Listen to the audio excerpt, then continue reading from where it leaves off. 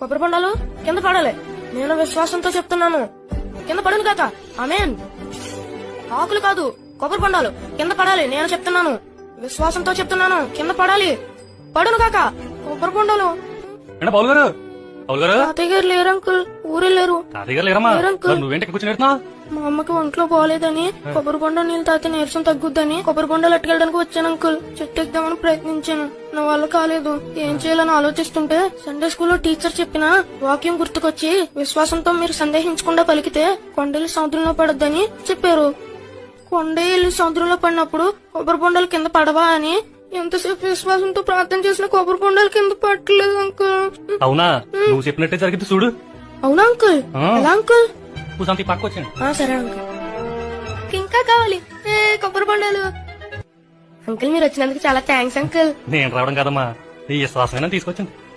Uncle నేను ఎంతసేపు ప్రార్థన చేసినా దేవుడు నా ప్రార్థన వినలేదు, కొబ్బరి బొండాలు కింద పడలేదు. ఎందుకు అంకుల్? కొబ్బరికాయలు కింద పడదా? మరి ఏంటి? మీరు వచ్చి తీశారు కాబట్టి కింద పడ్డాయి. అవునా? మరి నన్ను ఎవరు తీసుకొచ్చారండి? మిమ్మల్ని అంకుల్. అది మన దేవుడు ఎలాగైనా కార్యం చేయగలరు.